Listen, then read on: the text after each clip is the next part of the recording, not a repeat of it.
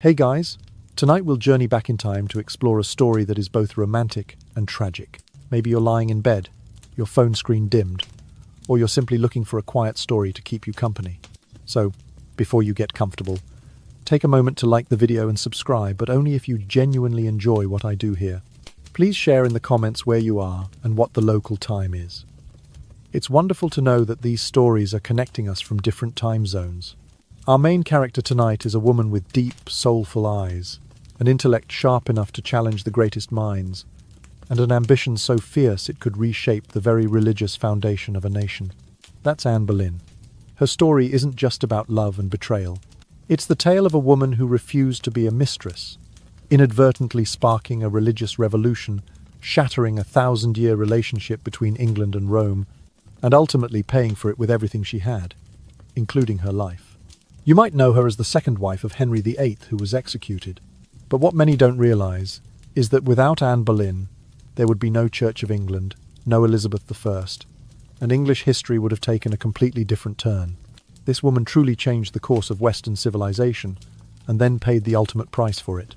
In the next few minutes, I'll take you through the most dramatic rise and fall in royal history. We'll explore how a girl from a minor noble family managed to captivate the most powerful monarch in Europe, how she survived court intrigue, and how she ultimately became a victim of the very forces she helped unleash. Now, dim the lights, maybe turn on a fan for that soft background hum, and let's ease into tonight's journey together. Imagine yourself nestled in the soft hush of night, eyes growing heavy as you drift into a world of gentle whispers and drifting thoughts. Tonight, our story begins 1,507 years into the second millennium, when a child named Anne Boleyn entered the world. Born to a modest branch of the English aristocracy, she was neither destined for a life of obscurity nor content to accept the simple accomplishments of most young ladies at court. Her father, Sir Thomas Boleyn, served as a crafty courtier under King Henry VII, and her mother, Lady Elizabeth Boleyn née Howard, descended from the eminent Howard family. Anne was the second of 3 siblings, an elder sister Mary, and a younger brother George, who would all play parts in the unfolding drama. Anne's early years offered a glimpse of her unquenchable curiosity. While other girls of her station devoted themselves to the quiet refinement of embroidery or the soft grace of curtsying, Anne's father made a bold decision. He sent her abroad for an education that would reshape her destiny.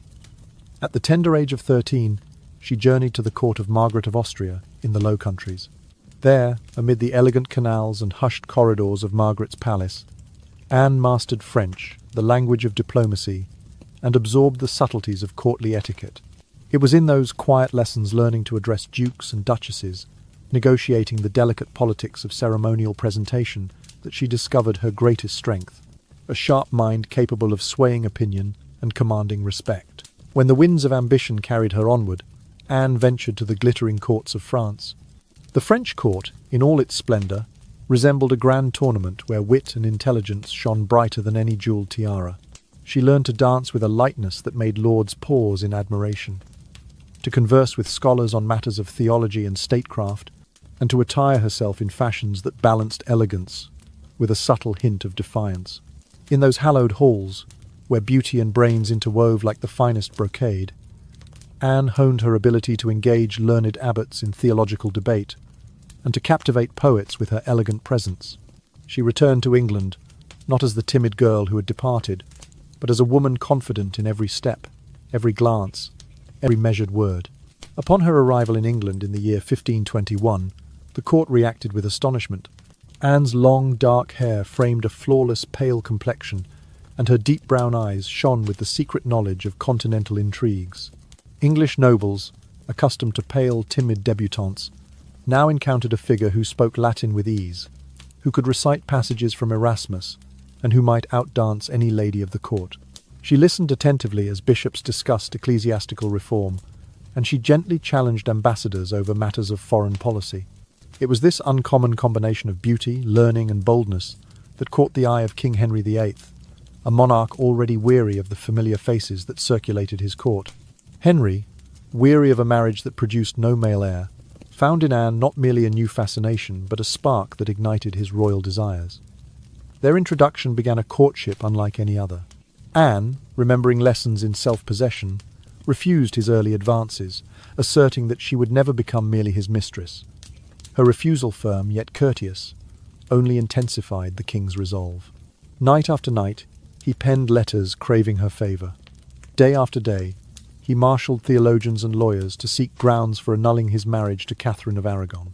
And amidst these grand political manoeuvres, Anne maintained her composure, her quiet dignity, a testament to her upbringing in two of Europe's most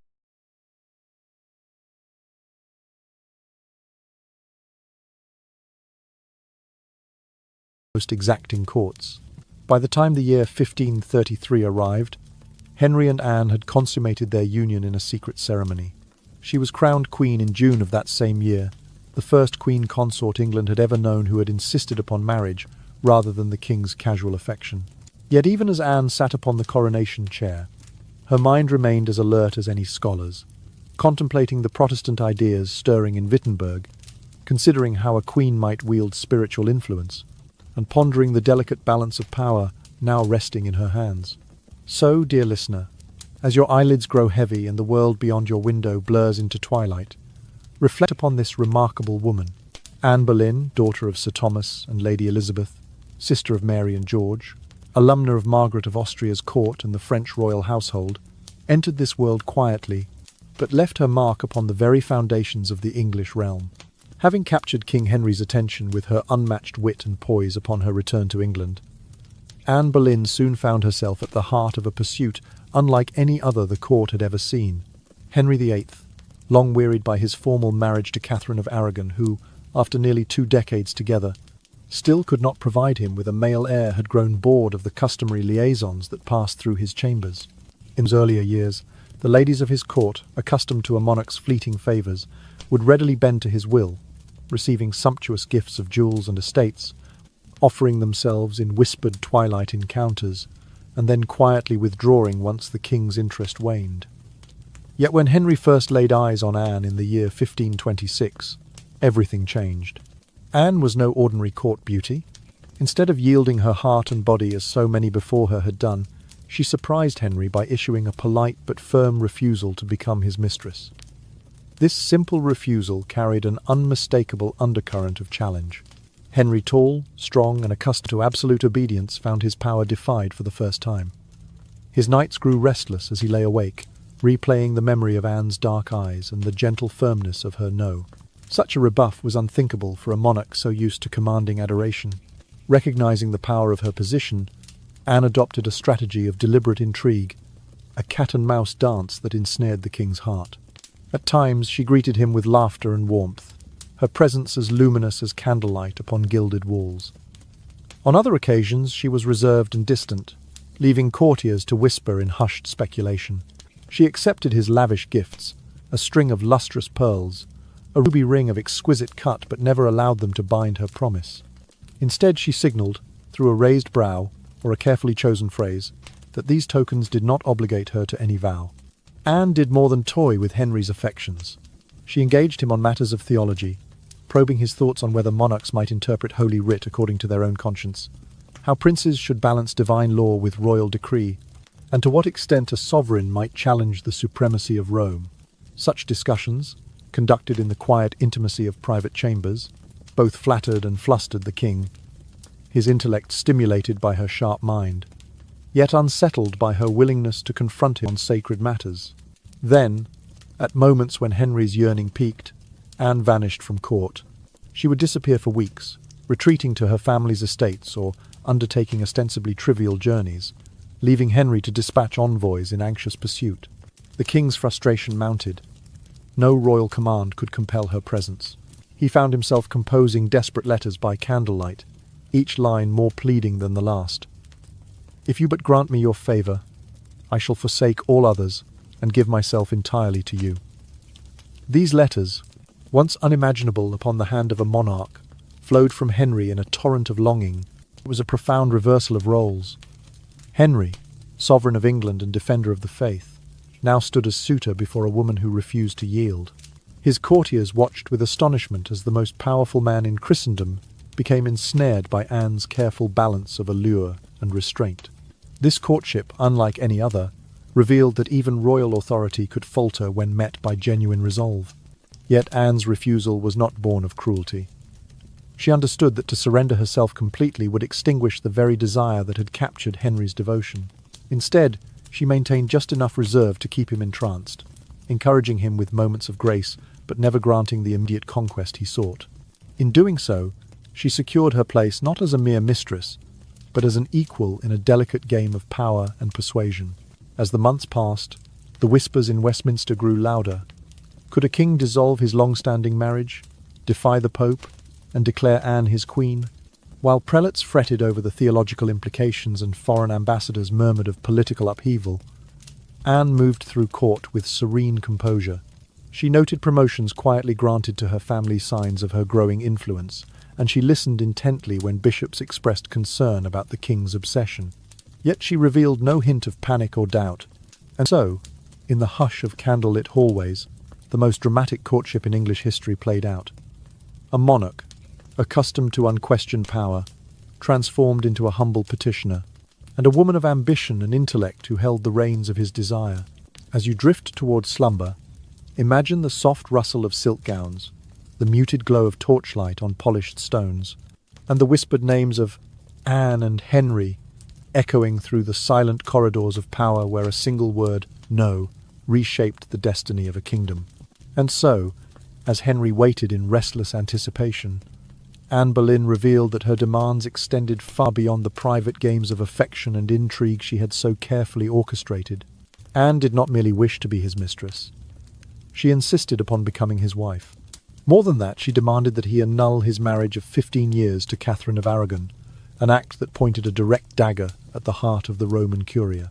In doing so, she asked him to abandon the quiet protocol of royal lovers and embrace the full, irrevocable commitment of queen consort. Such a request carried with it the weight of sacrilege. To make Anne his wife was necessarily to dismantle the very bonds of religious authority that had long bound England to Rome. Henry, however, was neither deterred nor embarrassed. From his court at Greenwich to the universities of Paris, he summoned theologians and legal scholars to fashion arguments in support of his desired annulment. He dispatched envoys to the papal court in Rome, bearing written pleas and meticulously crafted briefs. He assembled a council of canon lawyers in England, framing his case around a single, audacious argument that his union with Catherine had been invalid from the start, owing to her previous role as the widow of his brother. Yet Catherine's retinue, supported by the powerful House of Aragon, fiercely defended her position. Courtiers and clergy called Anne a usurper and a home-wrecker, accusing her of toppling the rightful queen and undermining the stability of the kingdom. Within the English nobility, many voices raised objections to Anne's humble origins. Although her father, Sir Thomas Boleyn, had ascended to the title of Earl of Wiltshire and her brother George had become a confidant of the king, the Boleyns still lacked the centuries-old pedigree of the most established houses. Traditionalists claimed it unseemly that a lady of comparatively modest lineage should displace a princess of Spain. Whispers circulated that Anne's ambition was unseemly, that she sought to overturn not merely a marriage but the divine order itself. Yet Anne's star continued to rise. She drew close to reform-minded churchmen, most notably Thomas Cranmer and Thomas Cromwell, who saw in Henry's quest the chance to sever English dependence on Rome and reshape ecclesiastical authority under the crown. Cranmer, a learned scholar with connections at Cambridge, wrote treatises arguing that no earthly power could bind a king's conscience if it contravened the dictates of Scripture. Cromwell, ever the shrewd administrator, organised the legal machinery in Westminster and prepared royal proclamations to assert the king's supremacy. In quiet council chambers and dimly lit studies, they devised the framework for an English church that answered to no pontiff but the sovereign of England. As the papal court in Rome dug in its heels, refusing to grant the annulment, Anne recognised that a further step was required. The king's personal grievance was now a national crisis, and the Boleyn cause had become the catalyst for a profound religious schism. If the Pope would not yield, then England must. The notion took root in Anne's mind that her marriage could inaugurate a new era, one in which the king himself would stand as head of the English Church, free from foreign interference. Such a break would shift the divine right of kings into a new light. Rather than acknowledging a higher spiritual authority, the monarch would embody both temporal and ecclesiastical power. This vision transcended Anne's personal ambitions. It spoke to a deeper transformation, one that would reforge the relationship between throne and altar. Where once the Pope in Rome held sway over the spiritual welfare of English subjects, now the English crown would claim that role outright. Monasteries and convents, wealthy repositories of land and treasure, would fall under royal jurisdiction. Bishops would be appointed by the king instead of by distant prelates. And above all, the English people would pledge their loyalty to a church whose authority derived not from a foreign city but from the same crown that governed their daily lives. In royal audiences and hushed confidences, Anne pressed this argument with calm eloquence. She spoke of a church purified, liberated from the politics of Rome, a church responsive to the needs of English souls. She described a realm where religious devotion might flourish unimpeded by the intrigues of distant courts. And she reminded the king of his duty to secure the succession, to ensure that the Tudor line would continue unchallenged, both in bloodline and in spiritual unity. Thus, as summer waned and autumn's chill crept across the court, Henry and Anne stood at the threshold of unprecedented change. The demand for annulment had ignited a firestorm that reached from Westminster to Rome, from Oxford to Wittenberg. Anne's insistence upon marriage and the king's willingness to sanction a break with the papacy would soon reshape the very foundations of English faith and governance. And in the quiet of candlelit corridors, one could sense the tremor of history about to pass through the realm, carrying Anne Boleyn and Henry VIII into a new age of sovereign power. Now, dear listener, allow these gentle revelations of resolve and reform to drift through your mind like a soft breeze. As you surrender to slumber, imagine the quiet resolve in Anne's eyes, the determined hand of Henry on his quill, and the hush of candlelight flickering across parchment. Rest, knowing that their daring would echo through the centuries, stirring even the deepest dreams with the promise of transformation. And so, in the hush that followed their bold manoeuvres, Henry and Anne conducted their secret wedding beneath the low vault of a small private chapel, sometime between the waning days of 1532 and the first frost of 1533. Only a handful of witnesses, a discreet bishop, a loyal courtier, and the chapel's gentle sacristan, stood in the dim flicker of candlelight as Anne, after 6 long years of courtly struggle, at last took her place as queen. The very air seemed to suspend itself in reverent silence, as though the walls of ancient stone held their breath to witness this turning of the page. Henry, who had known unquestioned obedience throughout his realm, now knelt in quiet solemnity to slip the wedding ring upon the hand of the woman who had dared to defy him. Word of the nuptials spread like a tremor through the tapestry of European courts. In Rome, the Pope's anger roared through candlelit halls as papal legates condemned this breach of sacred order. He excommunicated the king's loyalists, who had aided in the clandestine ceremony, and threatened to lay England under interdict.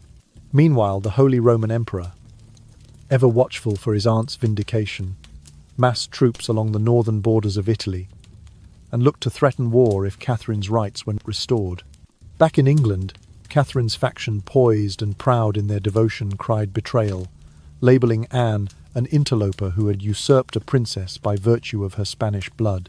They rallied conservative peers and bishops to denounce the union as null and void, insisting it would bring nothing but scandal to the realm. Yet Anne stood tall amid these storm-tossed currents. She carried within her the promise of new life, and word soon arrived that she was with child, a single word that soared above the clamour like a hymn of hope. Henry, long haunted by the absence of a male heir, now imagined his line secured, the Tudor legacy assured by the Queen's womb. Court masques and banquets, once pallid with nerves, glowed anew with festive colours as nobles toasted the future prince who would unite the crown and throne. Anne, though beset by worry and the first pangs of pregnancy, carried herself with serene dignity. Each step forward seemed to echo with destiny. When the child was born, however, the world shifted once more on its axis. Instead of the anticipated son, a daughter arrived in the early hours of September the 7th, 1533, delicate and rosy with her mother's dark eyes. The birth of Princess Elizabeth brought a hush over the court's jubilation, as hope gave way to uncertainty. Henry, who had imagined the clash of cymbals to herald a prince, pressed his lips into a thin line and bowed his head over the swaddled infant. Even the king's regal composure flickered with disappointment. Yet Anne, ever mindful of her precarious station, offered a gentle smile as she cradled her child, whispering blessings that seemed to light the dim corridors with promise. That moment, despite its undercurrents of regret, marked the apex of Anne's triumph and the nadir of her danger. For in claiming the crown and bearing the king's child, she stood exposed to all the forces of tradition and dissent. Conservative lords whispered that the Queen's foreign education had corrupted her fidelity. They spoke of omens and portents, of the king's moral peril. Catherine's allies still insisted on her legitimacy, and Catholic emissaries wrote secret letters promising papal vengeance. English commoners, ever wary of change, remarked that the older Queen remained wronged, and that Anne's ascendancy threatened the very bedrock of the nation's devotions. Nevertheless, Anne's days were no longer filled with pleading entreaties or anxious flights of fancy. She moved through the corridors of power with measured grace, entwining ceremonial duties with the private strength of a mother determined to protect her child. She listened to her husband's counsel on state matters, discussed funding for new grammar schools, and patronized scholars eager to translate the scriptures into the vernacular. In the privacy of their chambers, Henry's ardour returned in waves of tenderness as he gazed upon Anne's calm courage and the fragile blossom of their daughter's well-being. Yet every smile was tinged with the shadow of what might be lost. The court celebrations carried an undercurrent of unease, for the Queen's position had never been more visible and thus more vulnerable. Anne would rise each morning to the sound of trumpets heralding Elizabeth's name, yet her nights were haunted by the distant howls of dissent. She kept close to her side the handful of reformers who believed in the new Church of England, nurturing conversations that edged forward with theological boldness. She asked nothing more than the right to be recognised as Henry's lawful wife and Elizabeth's proud mother. Yet church bells in every parish told with conflicting messages about loyalty and orthodoxy. In those months after Elizabeth's birth, Anne Boleyn reigned at the very crest of her fortunes and the very brink of her trials. Each act, each public appearance, carried the gravity of history in motion. And so, dear listener, as you drift into sleep, imagine the hush of royal chambers made luminous by candlelight, the gentle echo of Anne's footsteps upon polished stone, and the soft cooing of a newborn princess cradled in her mother's arms. And so, after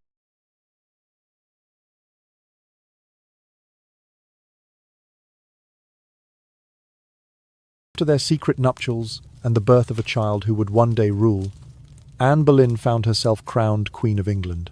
Yet her elevation, which might have seemed to secure her future, instead ushered in a season of mounting tension at court. The political maelstrom that had raged in hidden chambers now burst into public view.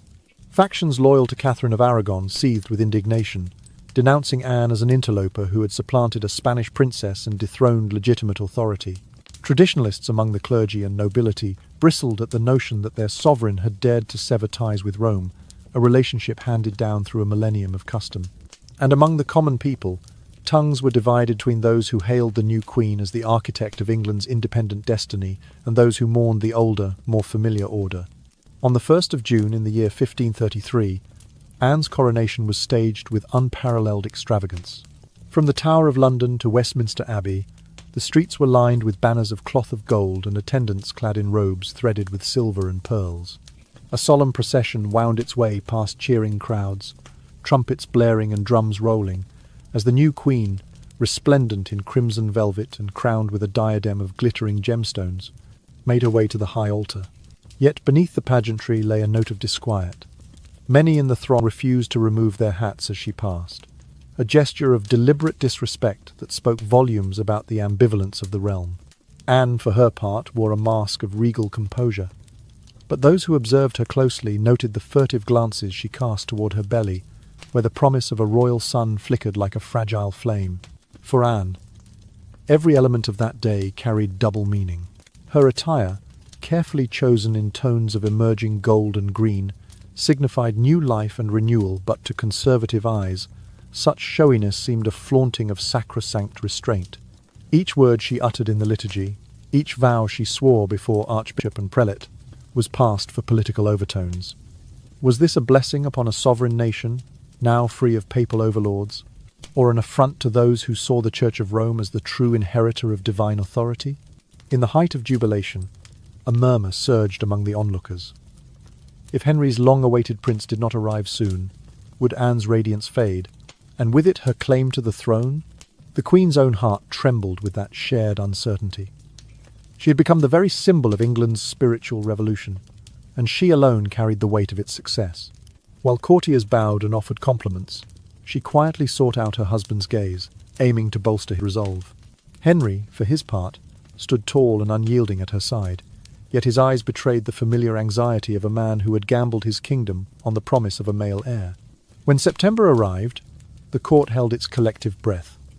The Queen went into labour in the hush of a gilded chamber, attended by midwives and gentlewomen chosen for their discretion. In the early hours of a cool autumn morning, she welcomed her child, a daughter, small and strong, with her mother's dark eyes and a tuft of black hair crowning her head. They named her Elizabeth, in honour of Henry's mother, but the name brought little comfort to the king. He had dreamed of a son, an heir who would secure the Tudor line, and vindicate the sweeping changes that had been set in motion by Anne's refusal to settle for anything less than queenship. The news of Elizabeth's birth spread swiftly, dampening the festive glow that had recently illuminated the court. Henry's tight-lipped congratulations gave way to a sombre countenance, and courtiers whispered that his hopes had been dashed once again. Anne, though outwardly gracious in her acknowledgement of her daughter, felt the fragile plank of her security shift beneath her feet. Where once the populace had rallied behind her banner, now some murmured that without a prince, her tenure would be short-lived. Conservative peers quietly plotted, emboldened by the Queen's perceived failure to deliver the defining male successor. Amid this atmosphere of anxious anticipation, Anne pressed on with her duties, leading daily audiences, sponsoring charitable works, and overseeing preparations for Elizabeth's baptism. Yet the shadow of doubt grew longer with each passing day.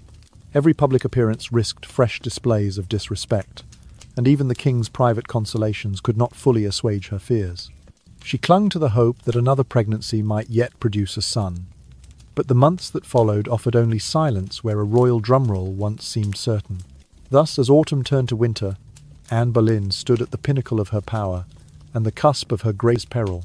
Her brilliance had ushered in unprecedented religious reform, but without a male heir, her reign now teetered on the brink of collapse. And so, dear listener, as you drift into sleep, imagine the gloom of palace corridors on a cold night, the flicker of torchlight on Anne's worried visage, and the soft cry of a newborn princess echoing through the hush. In the wake of Elizabeth's birth, a daughter, rather than the long-yearned for son Anne Boleyn, found herself engaged in a delicate power struggle with the very court that once rallied to her side. Though King Henry still regarded her with affection, the magnetism that had drawn him so fiercely during their courtship gradually waned as the dream of a male heir slipped through their fingers. Rumours rippled through the corridors of Greenwich and Westminster alike. Conservative lords and the loyalists of Catherine of Aragon met in shadowed galleries, quietly denouncing Anne's bold challenge to age-old traditions. Whispers of unchaste intrigues and even witchcraft charms circulated among them, accusing the Queen of using enchantments to ensnare the king's heart. Amid these growing undercurrents of discontent, Anne endeavoured to shore up her position by strengthening alliances with reformist churchmen. She maintained regular, discreet correspondence with Thomas Cranmer, whose sympathetic scholarship and royal supremacy had already laid the groundwork for ecclesiastical independence. She also conferred with Thomas Cromwell, the king's shrewd secretary, who orchestrated the legal and administrative mechanisms that buttressed the new Church of England. In private chambers, they discussed visions of a national church under the Crown's protection, an institution in which Anne herself would stand as a living emblem of reform. Meanwhile, Anne devoted herself to Elizabeth's early upbringing, determined that her daughter should serve as the personification of England's new religious identity. The little princess, swaddled in white linen and carried in gentle arms, became the focal point of Anne's hopes. Every public appearance, every lullaby sung at the palace nursery, was intended to imbue Elizabeth with the virtues of a daughter born into sovereignty. Anne imagined that one day, if a son should come to brighten her future, Elizabeth's presence would stand testament to the Queen's legitimacy and to the permanence of the Church of England. Yet as Anne laboured to knit her alliances tight and shape her daughter's destiny, Henry's attentions drifted away from her troubled side. Across the glittering banqueting hall and through the hush of the royal tent, his gaze grew drawn to another lady of the court, Jane Seymour. In stark contrast to Anne's vibrant intelligence and continental refinement, Jane presented herself as demure, modest, and unassuming qualities that reminded Henry of the stability he had once known. She laughed softly rather than sparking the king's lively debate, and she spoke little, but listened attentively when he spoke. In these shifting tides of favour, Anne felt the subtle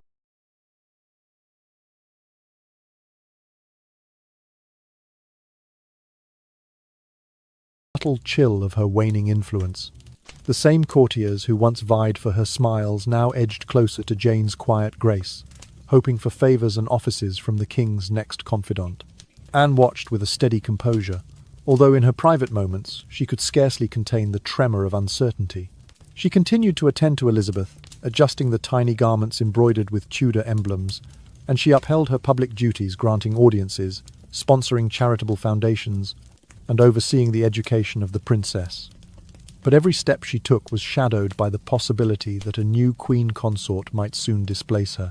Rumours of Anne's supposed indiscretions with courtiers, stories of secret assignations whispered behind tapestry folds, were repeated with relish by those who found her a convenient target. They spoke of midnight rendezvous and forbidden potions, as if Anne's daring ascent had been fueled by sorcery rather than her own indomitable will. Conservative prelates warned the king that to abandon the traditional protocols of courtship was folly, that to supplant Catherine's rightful memory with Anne's defiance would sow discord among the faithful. Yet Henry, whose heart had once raced at Anne's refusal, now seemed to prize the quiet comfort that Jane's gentle presence offered. Despite these personal trials, Anne remained resolute in her purpose. She convened discreet gatherings of sympathetic peers to affirm the new church's doctrines, and she hosted learned theologians who translated scriptural texts into English for the common tongue.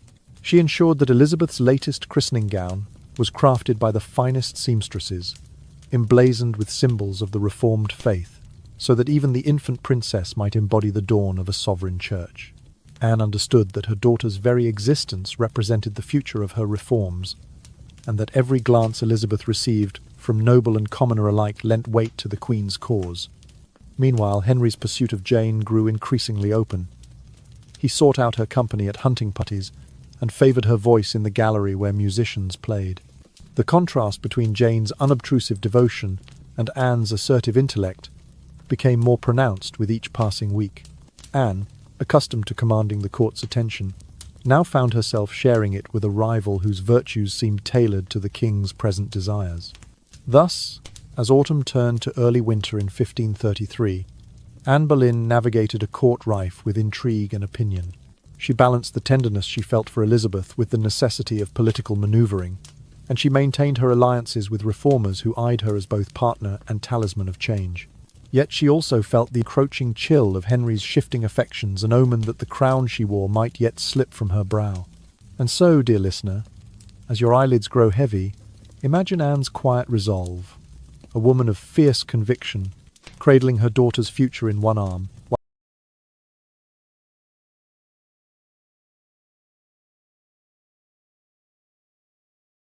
while extending the other to guide the very soul of a nation.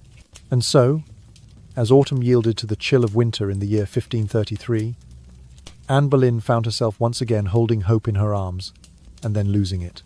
The news arrived in the hush of a royal chamber. Anne was with child for a second time. For a moment, the corridors of Hampton Court echoed with cautious optimism.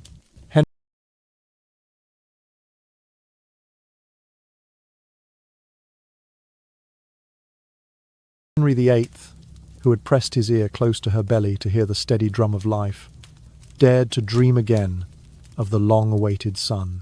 But in the early days of 1535, tragedy struck. Anne suffered a miscarriage, the fruit of her womb lost as suddenly and silently as a candle's flame extinguished by a breath of wind. The king's reaction was swift and severe. His sorrow, once tempered by tenderness, now sharpened into anger. He saw in this second loss not mere misfortune, but a sign of ill omen, as if the realm itself recoiled from the thought of Anne's descendants. Rumours spread that she was barren in spirit, that her body betrayed hopes pinned upon it. Courtiers whispered that the Queen had become a jinx upon the Tudor line, that each failed pregnancy deepened the peril threatening his dynastic ambitions. Where once Henry had courted Anne with ardent devotion, he now turned his frustration into recrimination, accusing her of disrupting the natural order that should have bound them together in conjugal harmony. In the weeks that followed, the palace air grew taut with tension. A marriage once sustained by the twin pillars of love and politics now creaked and groaned, as though each disappointment rent the fabric that held king and queen alike. Anne, stung by the injustice of his blame, responded with fierce indignation. Their private quarrels, once hidden behind closed doors, spilled into the antechambers and council rooms. Courtiers paused in their duties to catch fragments of raised voices, sharp words, and the unmistakable sound of two proud wills clashing in anger. Henry's ire transformed the woman he had once entwined his destiny with into a figure of discomfort, no longer the captivating stranger who dared to elude him, but a burdensome presence who reminded him of his failures. This shift in the king's temperament did not go unnoticed by Thomas Cromwell, Henry's chief minister and erstwhile ally of the Boleyn cause. Cromwell, who had once marshalled the legal and administrative power to secure Anne's marriage, now gazed upon her with suspicion. He saw in Anne's volatile relationship with the king a potential threat to the grand reforms they had engineered together, an unpredictable queen whose capricious fortunes might unravel the very ecclesiastical foundations of the realm. Quietly, he met with fellow councillors, laying the groundwork for a new strategy, one that would distance the reformist front from Anne's personal controversies and preserve the gains of the Reformation should she fall from favour. Emboldened by Cromwell's doubts, the court's conservative faction seized upon every misstep. Whispers grew louder of indiscretions with foreign envoys and scandalous assignations in hidden corridor alcoves. The most sensational allegations spoke of an incestuous liaison between Anne and her brother George, charges so lurid that even the most credulous paused in disbelief. Yet these tales, however outlandish, spread like wildfire through the Tudor court, fanned by the very atmosphere of mistrust that Henry's anger had kindled. In council chambers and at the banquet table, men and women murmured of Anne's betrayal not only of her marriage vows, but of the nation itself. They spoke of treasonous plots to manipulate the king's authority, of secret correspondence with continental reformers who undermined both papal and parliamentary power. Cromwell, weighing each rumour, recognised their utility. They offered a legal fig leaf for removing a queen now deemed dispensable. Underneath the pretence of concern for the realm's stability, a darker ambition took shape to replace Anne with a consort whose obedience would match the Reformed Church's needs. But Anne, ever conscious of the stakes, did not retreat into fearful silence. She used her few remaining hours of favour to assert her dignity. In public audiences, she greeted petitioner and pilgrim alike, granting mercy and charity on behalf of her daughter's crown. She penned gentle letters to sympathetic bishops, reminding them of her service to the realm and her devotion to the new church's cause. At night, she walked the corridors of her apartments, pausing at the rail to gaze at the moonlit gardens, steeling herself for the trials that rose like shadows around her. Meanwhile, Henry's court moved inexorably toward its next chapter. Jane Seymour's pale calm grew ever more prominent, offered as a contrast to Anne's embattled presence. Cromwell's machinations continued behind closed doors, drafting charges of adultery, treason, and perhaps even witchcraft, to justify what must soon come. And Anne, caught between the wrath of the king and the whispering shadows of the courtyard, felt the ground shift beneath her, even as she struggled to remain queen. And so, in the chill of an April morning in the year 1536, Anne Boleyn's world crumbled like a weary castle under siege. Without warning, royal guards arrived at her chambers in the Tower of London, their faces impassive as they bound her wrists and escorted her away. She was thrust into a small, dim cell of cold grey stone, where the damp draughts whispered of isolation and dread. In adjoining cells sat Mark Smeaton, the court musician whose poetry once made Anne smile, Henry Norris, the gallant gentleman of the Privy Chamber, William Breton, a loyal counsellor, Francis Weston, a young courtier of fine wit, and, heartbreakingly, her own brother, George Boleyn. Each stood accused by tortured confessions or whispered rumour of adultery, treason, even incest with their queen. Imagine Anne's heart as she settled upon the hard flagstone floor, attempting, in the dark hush, to steady her breath. The very stones seemed to press in, cold and silent, as if the tower itself mourned the turn of events. In the empty corridors, the clink of chains and distant footsteps echoed like the relentless ticks of an unseen clock. She recalled the voices that once praised her intelligence, her charm, her grace. And now those same voices unleashed accusations as wild as the autumn wind. She could almost see the faces of former allies turned judges, listening with stiff brows to the royal clerk as he read charges so absurd that their absurdity made her tremble all the same. They said she had betrayed her husband's trust, cavorting with these men in secret rendezvous. They said she had cursed the Tudor line, her pregnancies poisoned by her own wicked sorcery. They levelled the most damning claim of all, that she had consorted carnal secrets with her brother George, a betrayal of blood and crown. In that moment, Anne must have wondered how truth could be rendered meaningless by the machinery of power. Her pain was both private and public. Private in the memory of each tender moment with her daughter Elizabeth, public in the knowledge that her every reaction would be scrutinized and condemned. On the 15th day of May, 1536, daylight streamed weakly through high windows as Anne was brought before a gathering of 26 peers. They sat upon carved benches of dark oak, robes and insignia gleaming in the morning sun. Among them her uncle Thomas Howard, Duke of Norfolk, eyes stern with duty. Anne, stepping into the great hall, must have felt every heartbeat pound like a drum of doom. She greeted them not as enemies, but as noblemen entrusted with the gravest of responsibilities. Yet in their silent glances lay the unspoken truth. The verdict was predetermined. With measured calm, Anne addressed each charge against her. She spoke of her love for Henry, of her loyalty to the crown, of the innocence that lay like a clear spring at the centre of her soul. She dismantled the accusations of adultery with logic that crackled like lightning. How could so many men conspire in secrecy when the Tower stands endlessly under watch? She asked how a queen, clothed in the heavy robes of office and the gaze of thousands, could find opportunity for such illicit meetings. As for the incest charge, she raised her head and met the eyes of each judge, demanding to know by what testimony such a monstrous claim could stand. Her words, delivered with fierce eloquence, silenced the hall in reverent awe. Yet Tudor justice cared not for speeches, nor for the crack in a conscience. The question was not what was true, but what served the king's need.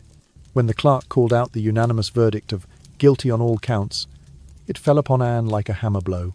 She bowed her head, her dark hair glimmering against the sunlight, and accepted the lethal sentence with the composure of a queen born to bear both crown and cross.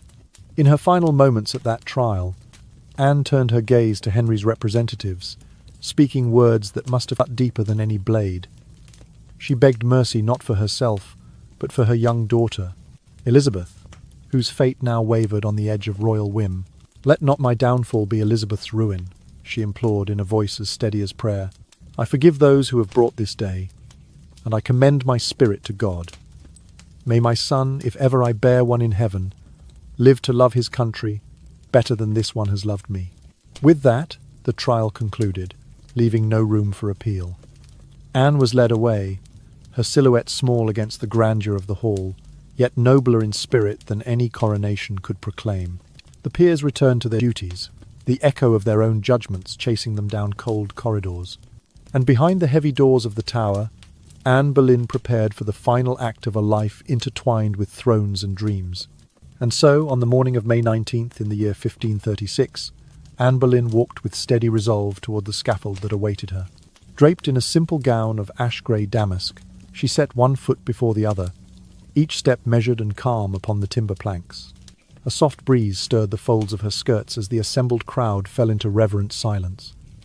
Anne paused at the top of the steps, inclining her head in a graceful bow to those who watched with bated breath. Her voice, clear yet gentle, proclaimed her innocence.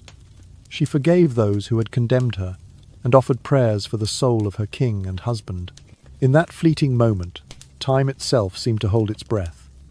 The headsman, summoned from across the channel for his precise skill with the sword, climbed the steps behind her. Anne closed her eyes for a brief instant, gathering her courage as though for a final act of service. Then, with the quiet dignity of a woman who had never bowed to injustice, she laid her head upon the block. There came a single, swift stroke, so precise that it cleaved life from body in an instant, and the crown that she had so ardently borne tumbled to the ground. Her body, once clothed in the splendour of coronation robes and the finery of a queen, was now laid in a simple shroud and hastily interred within the chapel of Street Peter ad Vincula, beneath the very stones she had once walked upon. No majestic funeral procession preceded her burial, nor did the bells toll in mournful lament. Instead, Anne's final resting place was marked by a modest grave, unadorned save for the memory carried in the hearts of those who had witnessed her fate. Yet history, with its unstoppable tide, refused to let her be forgotten. 22 years later, in the year 1558, her daughter Elizabeth ascended the throne as Queen of England. The princess whose birth had once been hailed with disappointment now inherited a realm primed for greatness. Over the next 45 years, Elizabeth I would cement the English Church's independence, steer her nation through political tempests, and preside over a cultural renaissance that illuminated the world. The religious legacy that Anne had unwittingly set in motion the Protestant Reformation in England took firm root under Elizabeth's careful hand. The monarch's policies ensured that the crown held supremacy over the Church, a bold shift from centuries of papal authority. Cathedrals and chapels across the land rang with the English tongue, as scripture and prayer were translated for every parishioner's understanding. Under Elizabeth's guidance, the Church of England emerged as a sanctuary for moderate faith, avoiding extremes while affirming the core tenets of Reformed belief. Politically, Anne's dramatic stand against external authority laid early groundwork for a sovereign nation. Elizabeth built upon this foundation, forging alliances that balanced power among European states, and nurturing the growth of a parliamentary system that would one day define modern governance. Military victories, such as the stunning defeat of the Spanish Armada in 1588, showcased England's rising confidence and naval prowess achievements that might have seemed impossible in decades past. Culturally, the transformation was equally profound. The arts flourished under Elizabeth's patronage. Theatres in London thronged with audiences eager for the plays of Shakespeare, Marlowe, and their contemporaries. Poets and painters found encouragement at court, and the English language itself blossomed into a vehicle for complex thought and lyrical expression. These developments echoed Anne's own appreciation for learning and conversation values she had embraced during her sojourns in the courts of Europe. Spiritually, Anne's conviction that a queen could shape a nation's faith laid the path for future female leaders. Her courage in challenging an absolute monarch's expectations foreshadowed the possibilities for women in governance, providing a model, however tragic, of how a woman's will could intersect with the machinery of state. Elizabeth herself, mindful of her mother's fate, navigated her reign with a blend of resolve and restraint, ensuring that the mistakes which had cost Anne her life would not be repeated. In the centuries that followed, Anne Boleyn's story became a beacon for those who dared to question entrenched power. Historians, novelists, and playwrights revisited her life time and again, drawn to the sheer drama of her rise and fall and to the larger truths her experience revealed. That personal conviction can alter the course of history, that love and politics are often bound in tragic seams, and that the legacy of one determined woman can ripple outward in waves of lasting change. Thus, as the memory of her final day fades only to linger again in the turning of each calendar page, Anne Boleyn remains more than a footnote in the annals of monarchy. She stands as testament to the potency of choice, to refuse the constraints of tradition, to demand one's rightful place, and to inspire generations to embrace the uncertain promise of transformation. In that promise lies the gentle whisper that carries us beyond losses and betrayals, guiding us toward a future shaped by the daring hearts of those who walk unbowed. Following that promise of transformation, when Elizabeth I ascended the throne in the year 1558, she carefully observed the lessons of her mother's rise and fall. Anne Boleyn's life had shown the peril of relying solely on personal affection or extreme partisanship. Elizabeth resolved instead to wield her power with thoughtful subtlety. She cultivated alliances with the moderate peers of England, those noble families whose steady loyalty provided a foundation of stability. At the same time, she reconciled reformist clergy, those eager to embrace new Protestant ideas, with the more traditional bishops who feared too much change too quickly. Beyond her own realm, Elizabeth maintained supple and adaptive diplomatic relations with the great powers of Europe, ensuring that England's interests were advanced without alienating potential allies. From her earliest days, Elizabeth benefited from an education that would prepare her for this intricate balancing act. Under the tutelage of the finest scholars, men who had taught at Cambridge and Oxford, she mastered several languages, studying Latin, French, and Italian, until she could converse as fluently as any diplomat. Her mind absorbed theology with equal facility, enabling her to debate the nuances of faith and governance with both reverence and critical insight. But perhaps her greatest skill was the art of diplomacy itself, learning when to speak, when to listen, when to lean forward in counsel, and when to lean back in gracious silence. Once crowned, Elizabeth moved swiftly to establish religious peace. In the year 1559, she issued the Act of Uniformity, sometimes called the Supremacy and Uniformity Act, which created the Church of England in its Protestant form. This new religious settlement married ancient liturgical traditions with the core teachings of the Reformation. English services, conducted in the vernacular, retained familiar ceremonies and vestments that reassured conservative worshippers, while simultaneously embracing Reformed doctrine to satisfy those who had yearned for change. The result was a measured compromise that helped avoid the deep divisions that had scarred so many other nations. Elizabeth's vision extended beyond prayer and pulpit. She recognized that wealth and education were twin pillars of a thriving state. The vast lands and treasures once held by dissolved monasteries were redirected toward building grammar schools and universities, extending learning beyond cathedral schools to towns and villages across the kingdom. At sea, she reinforced the Royal Navy, commissioning new ships and encouraging privateers to guard English trade routes. In ports from London to Bristol, merchants thrived under policies that incentivized commerce and exploration. By bolstering domestic industry and fostering overseas ventures, Elizabeth ensured that England's economy would underpin its political independence.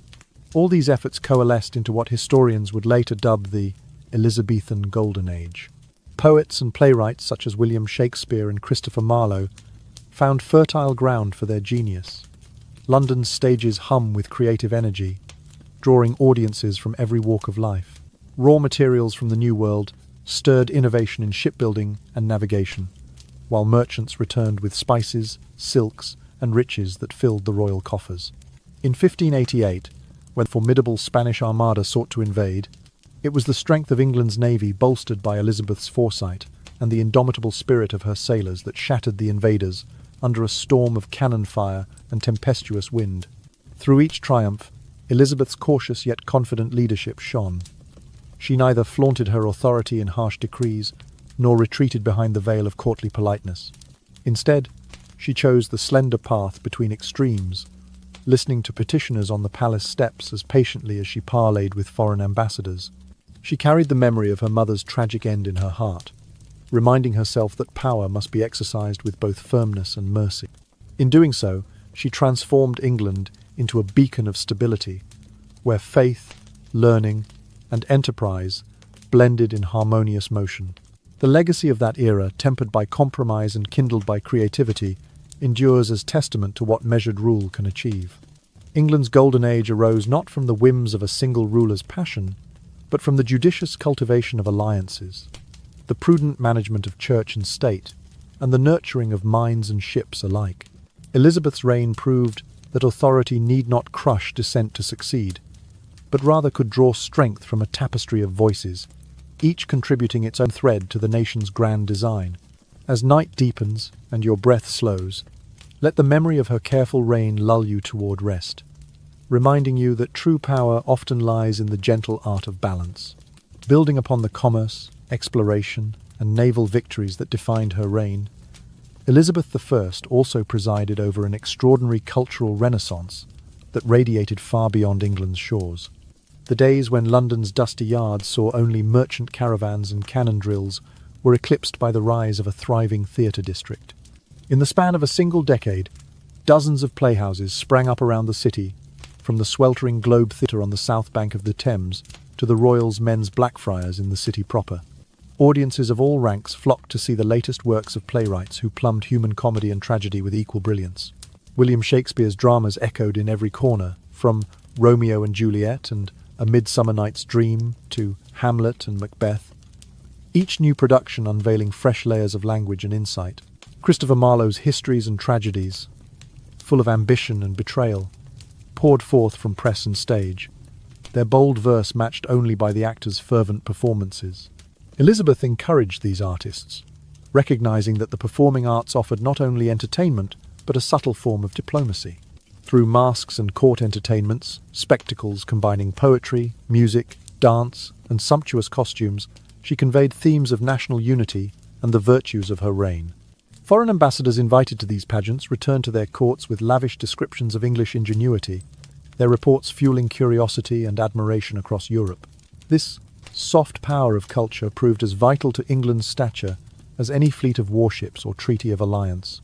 Meanwhile, Elizabeth's policies on printing catalyzed a broader intellectual awakening. Under her patent system, booksellers and printers received royal charters that balanced censorship with encouragement. Cheap quartos of plays, scientific treatises, and astronomical observations rolled off the presses in rapid succession. Works such as Thomas Diggers's treatises on heliocentrism and John Dee's studies of navigation found eager readers among both scholars and merchants. Scientific texts describing the movements of stars and planets, once the exclusive province of Latin-speaking clerics, appeared in English to guide mariners and curious minds alike. At the same time, education spread beyond the cloistered walls of cathedral schools. Grammar schools, newly endowed by funds redirected from dissolved monasteries, opened in market towns from Canterbury to Carlisle. Boys and girls alike learned to read and write, mastering not only the Lord's Prayer but also the sonnets of Sidney and Spenser. Literacy, once a rare skill, became a more common possession, empowering citizens to engage with political pamphlets and religious debates.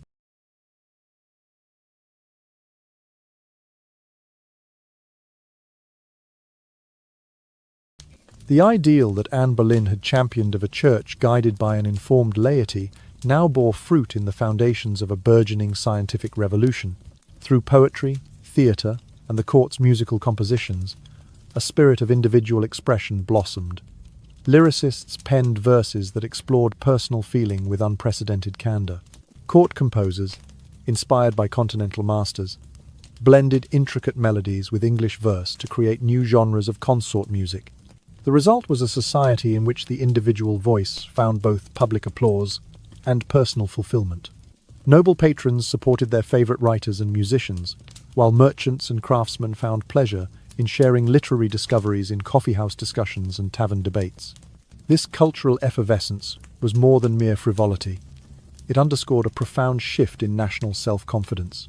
From the grand councils of state to humble alehouses, Englishmen and women began to see themselves as part of a civilized, enlightened community. They celebrated the notion that England, though an island kingdom, could rival the arts and learning of Rome, Paris, and Florence. The very walls of London seemed to hum with energy, as fresh plays, verses, and scores emerged weekly, each new work reflecting the ideals of independence and innovation that had defined Elizabeth's rule. The legacy of this golden age, however, finds its roots in the quieter but no less revolutionary choices of Anne Boleyn. By challenging the supremacy of a distant religious authority, Anne set in motion the forces of intellectual freedom. Her insistence that English scripture be read in the vernacular planted the seeds for a society in which questioning and debate replaced unquestioning obedience. Elizabeth's cultural flowering was thus not an isolated phenomenon, but the culmination of a spiritual revolution initiated by her mother's bold stands. Building on this cultural spirit of individual liberty and faith, the ideas of an independent church, communal political rights, and freedom of religion that Anne Boleyn and Elizabeth I had set in motion soon crossed the Atlantic Ocean. English settlers arriving in the New World carried with them not only possessions but also prized copies of the English Bible scripture, rendered in their own tongue alongside the conviction that government should rest upon the consent of the governed. In the year 1607, colonists founded Jamestown on the banks of the James River, seeking new opportunities and religious refuge alike.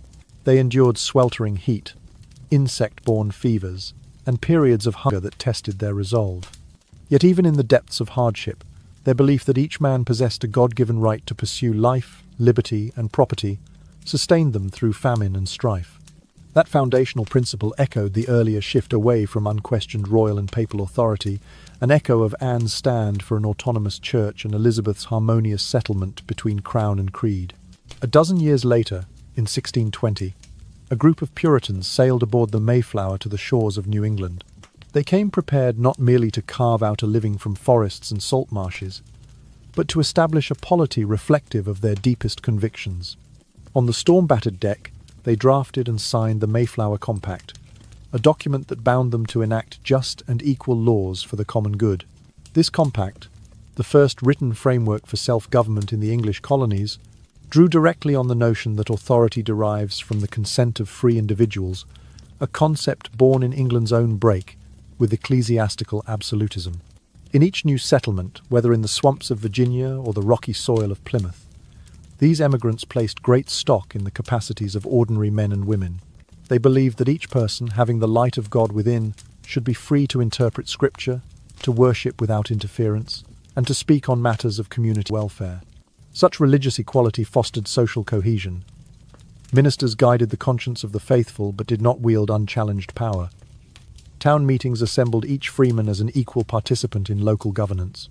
Over time, this practice of direct, participatory democracy became a cornerstone of American identity, an extension of the principle that Anne Boleyn had inaugurated by demanding ecclesiastical independence, and that Elizabeth had ratified by forging a national church. These early Americans also believed in economic freedom as an extension of personal autonomy. With land available for cultivation and commerce allowed to flourish without stifling monopolies, they experimented with joint stock companies, tobacco exports, and cod fisheries that brought wealth to remote ports.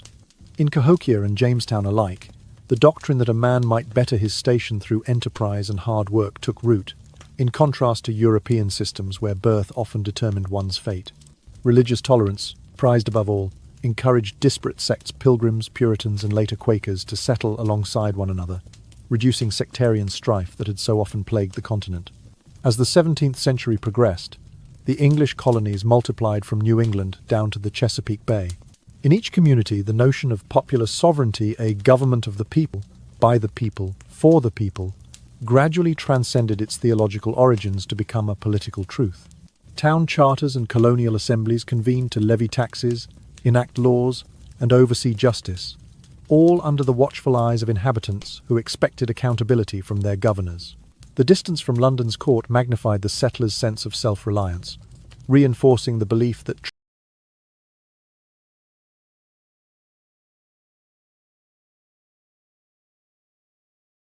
true authority resided not in distant dukes or popes, but in the collective will of free men and women. By the mid-17th century, the intellectual currents seeded by Anne and Elizabeth had blossomed into a distinctive American outlook. Scholars and civic leaders cited John Locke's writings on natural rights and the social contract, blending Enlightenment thought with the lived experience of New World democracy. Debates in assemblies centered on whether religious tests should bar nonconformists from office, or whether property qualifications should determine voting rights questions that grew out of the same conviction that a just government emerges from the consent and moral agency of its constituents. Thus, the American colonies became test beds for the melding of faith and freedom, for the belief that spiritual and political authority must always answer to the people's conscience. Settlements founded on these ideals would later frame the Declaration of Independence and the United States Constitution, documents affirming unalienable rights and republican government. The vacuum created by Anne's stand against papal supremacy and Elizabeth's careful balancing act in church governance had widened into a vast canvas upon which colonists painted visions of a new society, one in which freedom of worship, self-government, and economic opportunity formed inseparable pillars. In the hush of pre-dawn light, one might still hear the echoes of Anne Boleyn's courageous refusal and Elizabeth I's prudent reforms carried by the winds over the Atlantic, whispering to those who would build Jamestown and Plymouth. And in that same breeze, the seeds of modern democracy and religious liberty drift on toward future generations, bearing testament to the transformative power of daring to imagine a world where every individual holds sovereignty over self and soul. And now, as our tale drifts gently toward its quiet close, let us slow our pace, soften our voices, and allow the final images to blur like twilight mist slipping over the fields. In the soft hush of memory, we recall Anne's courage in claiming her own destiny, Elizabeth's wisdom in balancing power and compassion, and the generations of dreamers who carried those ideals across stormy seas to forge new societies. Their story reminds us that one person's steadfast conviction can ripple outward to transform the world, that love of truth, tempered by mercy, and tempered further by a willingness to listen, can chart a course through the darkest nights. Picture, if you will, Anne's pale silhouette, the wind whispering through the tower's battlements, melting into the distant past, and Elizabeth's warm smile, a beacon against the gathering clouds of political turmoil, fading into the soft glow of remembrance. See the first hardy settlers, clutching their Bibles and their hopes, stepping onto alien shores, and feel how the ideals of freedom and community, first kindled in the courts of London, took root in sun-baked fields and winter-scarred forests. Beyond the blaze of battle and the fanfare of coronations lies the quieter truth, that every conviction given voice, every conscience allowed to speak, every soul granted a measure of sovereignty, adds a stitch to the vast tapestry of human history. It is in the gentle act of reading a text in one's own language, the measured decision of a gathered town meeting, the courageous refusal to bow to injustice, that the deepest legacy of Anne and Elizabeth endures. And as these final echoes fade, imagine the candle's flame growing ever smaller, its warmth retreating to a single point of glowing peace. The walls of the past dissolve, leaving only the soft cadence of your own breath, in and out, steady and calm. Let the tension of the day slip away, carried off by a breeze you cannot see but can feel upon your skin. Remember the story's heart, the power of self-determination and the promise of a community built upon trust, respect, and shared purpose. Know that, in your own life, you hold the